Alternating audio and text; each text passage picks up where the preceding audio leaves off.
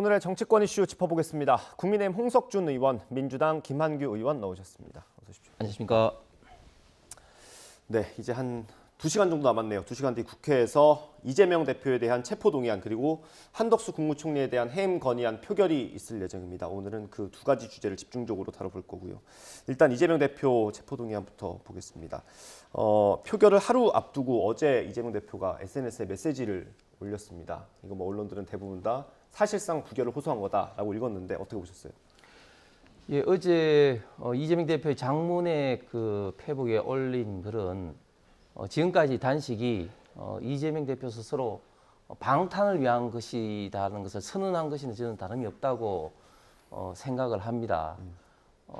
정말 그 20일 이상의 단식으로 기력이 굉장히 빠졌을 텐데도 이 장문의 글을 이제 올렸는데 그만큼 이재명 대표 입장에서는 좀 절박함을 좀 나타낸다 보는데, 그런데 이재명 대표 스스로 이야기했던 이게 검찰 조작이고 정치적으로 이렇게 하는 거다 생각하면은, 아니 당당히 영장실질심사를 받아서 만약에 법원에서 부결시킨다면 그만큼 윤석열 정부에 직접적인 타격을 주는 것이 뭐가 있겠습니까? 그만큼 지금 현재 여러 가지 어떤 증거라든지 정인이라든지 이런 것들이 직접 또 본인도 수사를 받는 과정에서 굉장히 지금 현재 수사가 많이 진행됐다는 것을 반증하고 있는 것이고. 네. 근데 저는 참 안타까운 게 지금 이재명 대표가 대선 때도 그 국회의원들의 불체포 특권을 공약을 했고, 네. 그것도 파기했고, 또 한 3달 전에 교섭단체 대표 연설에서도 네. 불체포 특권을 포기하겠다고 선언을 했지 않습니까? 네. 그런데 그게 손바닥 뒤집듯이 3달 만에 이렇게 스스로 지금 과거에 했던 불체포 특권 포기 선언을 지금 이제 걷어차고 지금 국회의원들, 당 소속 국회의원들에게 부결에 동참해달라는 이런 메시지를 내는 자체가 굉장히 저는 지금 야당 대표로서뿐만 아니라 우리나라 전체 민주주의에도 굉장히 좀 후퇴를 시키는 것이 아닌가 참 우려가 됩니다. 네. 부결하는 게 적절하지만 당론은 아니라는 결과가 나온 상황입니다. 지금까지 그거에 대해서 어떻게 보세요? 저는 뭐 다른 당이지만 지금 민주당의 사정이 저는 굉장히 좀 안타깝게 보여집니다. 사실 전통적으로 진보 좌파는 다른 건 몰라도 도덕성 면에서는 네. 우파보다 위에 있다고 이제 생각을 많은 국민들이 한 것이 좀 사실이죠. 그래서 정책적으로 좀 일부 좀 미스가 있더라도 그런 점에서 평가를 받아왔는데, 네. 최근에 보면 특히 21대 들어와서 민주당의 지금 현재 상황 보면은 도덕적으로 굉장히 문제가 지금 심각한 것 같아요. 지금 잘 아시는 것처럼 성추행 관련된 문제로 이미 박원순 시장, 오거돈 씨, 안희정 지사의 있던 문제뿐만 아니라 지금 21대 들어서는 지금 송영길 지금 전 대표의 뭐 돈봉투 사건부터 해서 김남국 고인 사건이라든지 또 최근에 지금 최강욱 의원도 이제 의원 상실이 됐지만 네. 그 관련해서 얼마나 지금 현재 많은 문제점이 노출되고 있는데, 저는 이재명 대표 이런 어떤 방탄이 저는 그런 어떤 민주당의 도덕성 문제 가장 지금 정점에 있다고 생각을 합니다. 선거 조작, 통계 조작 지금 현재 이런 어떤 국면에 지금 민주당 의원들 중에서도 상당수는 저는 이번에는 가결시켜야 된다고 사석에 서는 이야기를 하고 있습니다. 네. 이야기를 하고 있는데 지금 당 지도부의 어떤 분위기, 또 일부 어떤 개딸을 중심 강성 지지층이 이런 어떤 분위기 때문에 지금 오도 가도 못하는 네. 그런 어떤 상황인데, 그럼에도 불구하고 2시에 표결을 앞두고는 저는 무기명 비밀 투표에서 본인들이 헌법과 양심에 따라 소신 투표를 네. 할 어떤 그런 의원들도 있다고 생각을 합니다. 그럼에도 불구하고 현재 민주당이 당 전체적으로 보여주는 이미지는 우리 정치 사상 정말 최악의 어떤 도덕적으로 봤을 때 문제가 있는 그런 어떤 정당의 이미지를 국민들한테 굳혀주지 않을까 생각이 됩니다. 지금부터는 여러 가능성 그리고 경우의 수를 놓고 좀 따져보겠습니다. 네. 뭐 잠시 뒤면은 결과를 알 수 있겠지만 일단 지금은 결과를 예단하기 어려우니까요. 만약에 부결이 되면 민주당은 어떤 후폭풍을 맞게 될까요? 당연히 지금까지 해왔는 어떤 이제 불체포 특권을 포기를 하겠다고 선언을 한 것을 뒤집는 거니까 이런 어떤 국민들로부터 있던 거짓말, 신뢰에서 있던 그런 엄청난 비난을 피할 수 없을 거고 특히 방탄이라는 이미지가 이제 완전히 민주당 특히 이재명 대표에는 완전히 이제 고착이 돼서 지금까지 했던 것들 특히 뭐 단식이라든지 모든 어떤 이런 어떤 행위들 자체가 방탄하고 이제 결부가 되면서 희화 내지는 부정적인 어떤 비판을 이제 피할 수가 없을 것 같고 특히 얼마나 많은 민주당의 의원들이 이런 어떤 방송에 나와서 이번에는 우리가 방탄하지 않는다.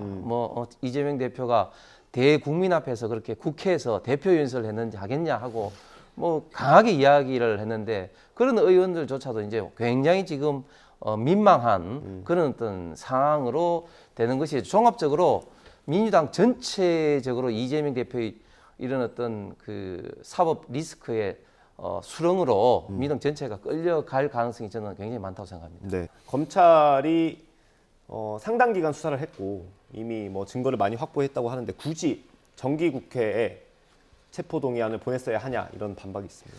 우리 또 법률가 출신 우리 그 김한규 의원도 지금 요즘 방송이나 대변인 하면서 굉장히 힘드실 거예요. 제가 이제 논리를 저거 하니까. 근데 우리 상권 분립을 취하고 있는 우리 대한민국에서는 사법 어떤 영역, 사법 절차라는 게 있지 않습니까? 그 사법 절차라는 게 사법 행정 차원에서도 필요하지만 그러나 피해자 인권 보호 차원에서도 이제 필요한데 예를 들면 뭐 청하구 의원도 상고심에서 했던 게 결국은 이제 그 PC에 있던 그 증거가 위법한 어떤 압수수색했다 뭐 그런 어떤 절차적 문제를 가지고 좀 다투었는데 네.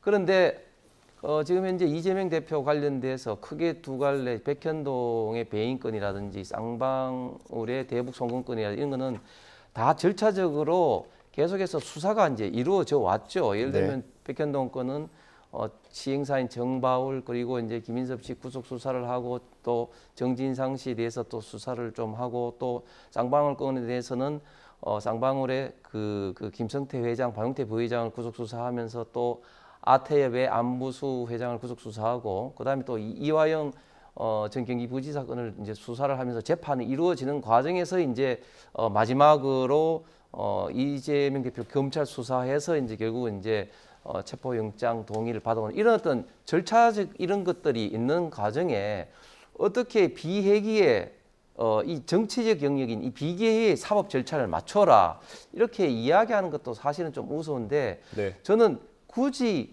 검찰이 정기 국회에 맞추어서 저는 이렇게 한다 이렇게 하는 것은 글자 그대로 정말 방탄 국회를 피하려는 핑계 아닌 핑계, 꼼수 아닌 꼼수라고 네. 보고 마치 시험이 학생이 기말고사, 중간고사가 정해져 있는데 내가 아플 때 왜 시험을 치느냐 이렇게 저는 시기를 가지고 핑계 대는 것과 똑같다고 생각을 합니다. 알겠습니다. 전망을 좀 해볼까요? 조금 전에 김한교 의원 말씀 중에 사실 국민의힘 의원 중에도 뭐 그렇게 생각하는 사람이 있다는 것은 뭐 절대 그럴 리가 저는 없다고 개별 의원의 생각이니까요. 생각은 없다 생각. 뭐 정의당 의원들은 제가 모르겠습니다. 그래서 28명 이상이 필요한데 저는 이제 민주당 의원들이 이제 31분이 지난번에 불체포 특권 서약을 했습니다.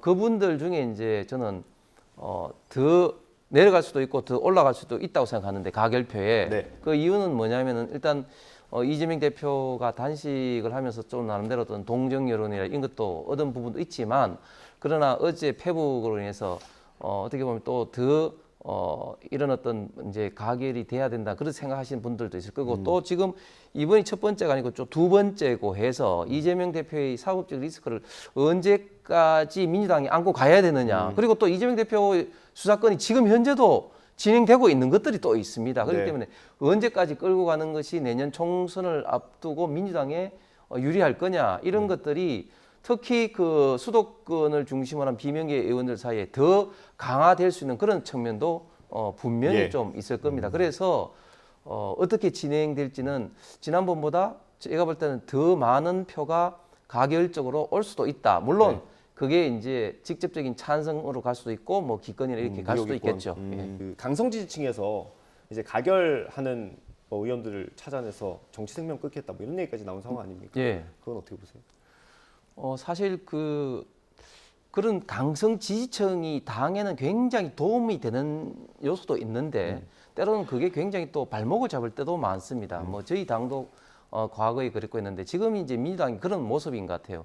민주당이 선거를 앞두고 이때까지 보면 잘했던 게 좀 위기가 있더라도 어쨌든 비대위 체제를 해서 그것을 오히려 이제 전화위복의 계기로 삼는 그런 것을 참 저는 잘했다고 생각하는데 가장 비근한 예로 2015년도 당시 이제 문재인 대표 시절에 좀 당이 좀 어렵고 할 때 결국은 이제 그 김종인 비대위원장 체제로 하면서 혁신을 이끌어서 이제 기소만 되더라도 이제 그 공천을 하지 않겠다 뭐 이런 어떤 혁신안을 만들어서 이제 19대 총선에 임했고 그래서 네. 예상을 깨고 일당이 되었습니다. 네. 그런데 이번에는 제가 보니까 민주당이 너무 강성 지지층에 휘둘려서 이런 모습을 지금 보이지 못하고 과연 또 이런 모습을 보이지 못하면서 혁신이 아닌 어떻게 보면 완전히 이제 그 후퇴를 하는 이런 어떤 상황에서 총선을 맞았을 때 저는 결과는 역대 민주당이 어떤 결과보다 굉장히 좀 우려스러운 결과가 나올 가능성이 많다. 결국은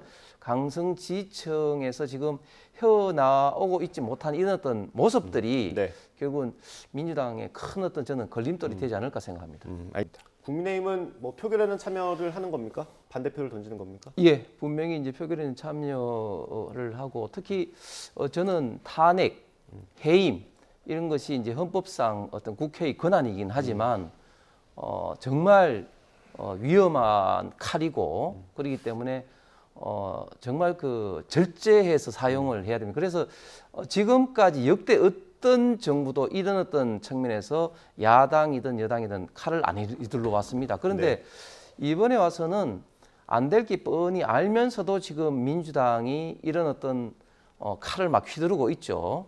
그런데 과연 이런 것들이 누구를 위해서 하는 거냐? 결국은 처음에는 이제 최상병 이런 문제 때문에 국방부 장관을 문제 삼다가 국방부 장관이 이제 사임을 하니까 이 타켓이 이제 없어지면서 이재명 대표 단식의 국정쇄신 이런 것을 하기 위한 어떻게 보면 탈출구로 네. 뭐 아무것도 안 하면 안 되니까 탈출구로 결국은 이제 국무총리 이제 해임까지 이제 지금 업그레이드에 대해서 지금 이제 그 공격을 하고 있는 거죠. 그래서 이재명 대표의 방탄 단식이 온 국회, 온 정부, 온 국가를 지금 이렇게 정쟁의 소용돌이 속으로 지금 몰고 가고 있다.